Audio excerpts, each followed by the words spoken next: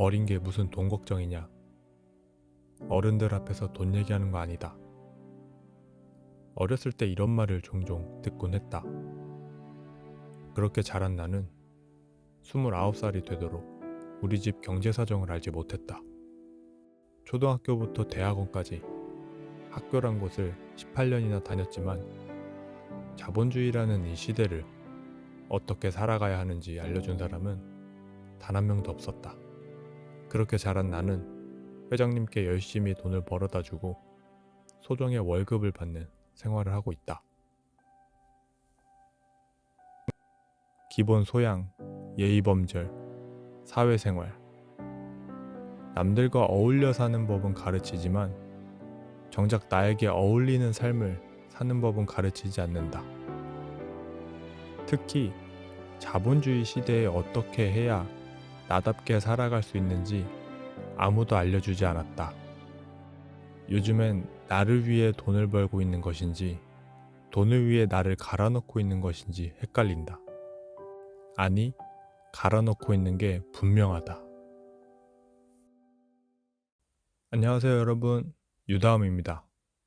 제가 자기계발만큼이나 열심히 하고 있는 것이 경제적 자유를 위한 노력인데요. 자기계발과 경제적 자유 모두 나다운 삶을 살기 위함입니다. 여러분들은 앞으로 남은 인생을 나답게 살기 위해 얼마 정도 필요할 것 같으신가요? 와이프랑 같이 1년에 조금 넉넉 잡아 3,500만 원 정도 쓰고 있는데 100살까지 산다고 가정하면 약 25억, 그리고 아이 양육비 한 5억 정도 대충 더해서 30억이면 남을 위해 일하며 살 필요는 없겠다 싶었어요. 그래서 그 30억을 40살까지 만들어 보기로 했습니다. 그 첫걸음으로 34살인 지금, 물론 맞벌이긴 하지만 3년 동안 1억 하고도 5천만 원을 모았습니다. 갈 길이 멀기도 하고 막막할 때도 있지만 그래도 첫걸음을 시작해본 입장에서 이 영상을 시작으로 1억을 모으면서 경험했던 것들에 대해 8개 정도의 콘텐츠로 이야기를 풀어볼까 합니다. 3년간 경험했던 모든 것을 풀어보려고 하니 하나의 콘텐츠에 담기에는 알려드리고 싶은 내용이 많더라고요. 그래서 시리즈물로 만들어 보기로 했고, 다소 느릴 순 있지만 자신의 속도에 맞게, 그리고 확실하게 1억 모으기를 시작해보는 것도 좋을 것 같습니다. 요즘 블록체인, 메타버스, NFT 같은 단어들을 쉽게 접할 수 있는데요. 세상이 바뀌고 판이 바뀌고 있다는 얘기를 아주 많이 듣고 있거든요. 여러분들은 지금 어떤 시대에 살고 있는지 인지하고 계신가요? 판은 바뀌고 있지만 큰 틀에서 보면 지금 이 시대는 모두가 알고 있다시피 자본주의 시대를 살아가고 있습니다. 저 역시 태어났을 때부터 자본주의 시대였기 때문에 그냥 숨쉬듯 별 신경 없이 30년 넘게 살아왔는데요. 그러다가 3년 전에 자본주의에 대해서 제 나름대로 이해를 하고 해석을 하면서 인생을 180도 다르게 살아가고 있습니다. 그래서 1억 모으기의 첫 에피소드는 자본주의에 대한 이야기고, 제가 바라보고 있는 자본주의 시대, 그리고 어떻게 이 시대를 살아가야 할지에 대한 이야기입니다. 제가 경제나 금융에 대한 전문가는 아니라서 자본주의와 금융 시스템에 대한 지식은 저보다 훌륭하신 분들이 이미 만들어 놓은 영상의 주소를 설명란에 공유해 놨으니 나중에 한번 보시는 것을 강력하게 추천드립니다. 물론 와이프도 함께 노력해 준 덕도 있지만 1억을 모을 수 있었던 가장 큰 원동력은 1억 모으는 것은 시작에 불과하다였어요. 자본주의 시대를 살아가기 위해선 그저 당연히 지나쳐야 할 과정 중 첫 번째 단계라고 생각했거든요. 공유해드린 영상에도 나오는 내용이지만 제가 바라보고 있는 자본주의 관점은 이렇습니다. 세상과 단절된 하나의 세계가 있다고 가정하고 중앙은행에서 1,000만 원어치의 지폐를 발행합니다. 그리고 우리가 흔히 알고 있는 대출처럼 A가 500만 원을 빌리고 이자로 50만 원을 갚기로 합니다. B 역시 마찬가지로 500만 원을 빌리고 이자 50만 원을 갚기로 합니다. 이렇게 되면 실물화폐는 1000만 원밖에 없는데 시장에는 돈 1100만 원이 풀리게 되는 것입니다. 그러던 중 A가 나무로 통나무 집을 만들어 B에게 50만 원짜리 월세를 내놓습니다. 그렇게 월세를 받은 A의 자산은 550만 원이 되고 B의 자산은 450만 원이 되겠죠. 그리고 만기일이 돼서 중앙은행에서는 1100만 원을 회수하려 합니다. 그렇게 A가 가지고 있던 550만 원을 은행에 갚아버리면 B는 550만 원을 은행에 갚아야 되는데 시장에 돌고 있는 돈은 본인이 들고 있는 450만 원밖에 안 남게 됩니다.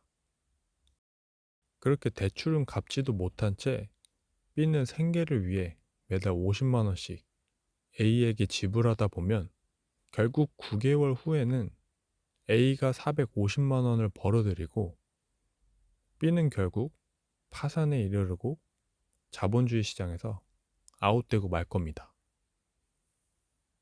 물론 제한된 세계라는 가정과 단편적인 부분이 있긴 하지만 우리가 살고 있는 자본주의는 이런 식의 화폐, 빚, 그리고 거래가 연쇄적으로 순환되고 있는 시대라는 겁니다. 그 중에는 분명 아웃되는 사람들도 있을 거고 근근히 살아가는 사람들도 있고 나름대로의 삶을 즐기는 사람, 그리고 자신의 능력과 자본력을 활용해서 이 시대를 온전히 즐기는 사람도 있겠죠. 자본주의에 대해 공부를 하면서 제가 이해한 자본주의 시대는 생산하지 못하면 퇴출당한다는 것이었습니다. 게다가 중요한 것은 내가 좋아하는 것 또는 잘하는 것을 생산하느냐 아니면 남이 시키는 것을 생산하느냐가 중요할 것 같은데요. 저는 아직 남이 시키는 것을 생산하고 있거든요. 그래서 늦은 감이 있긴 하지만 정신 바짝 차리고 살기 시작했습니다.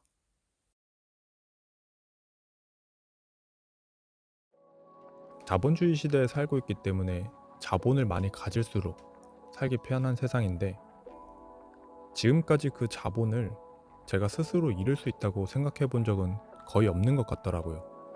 물론 노력도 안 했고요. 그저 교육받은 대로 남들 하라는 대로 그렇게 열심히 공부하고 취직하고 가정 꾸리며 살아가고 있었거든요. 그러다 신혼 때 집주인이 사놓은 집의 전세금과 이자는 은행에 내면서 살았는데 2년 뒤 집을 비워달라는 집주인의 요청이 있어서 이사를 하면서 다시 한번 자본주의의 무서움을 깨달았어요. 집 가격의 70%가량이 저의 전세금이었고 30%는 집주인의 돈으로 이 집을 매매했는데 나갈 때 보니 수익은 집주인이 다 가져가고 저는 열심히 일해서 집주인 대신에 은행에 이자만 내왔다라는 것을 피부로 깨달았거든요. 마치 부루마블 게임에서 땅을 사고 건물 짓는 방법이 있다는 것도 모른 채 어떻게 해서든 주사위 6을 만들어 출발점을 빠르게 도는 것을 인생 목표로 살아온 느낌이었어요. 물론 남들이 지어놓은 건물에 통행료를 다 지불하면서 말이죠. 무슨 대책을 세우지 않으면 이 시대에서 퇴출당할지도 모른다는 생각에 무섭기도 하더라고요. 무엇보다 평생 월급쟁이로 살아가야 할지 모른다는 두려움이 컸어요. 이렇게 제가 피부로 느낀 자본주의는 돈으로 돈을 버는 시스템을 만들 수 있는 능력이 필요하다는 것이었습니다.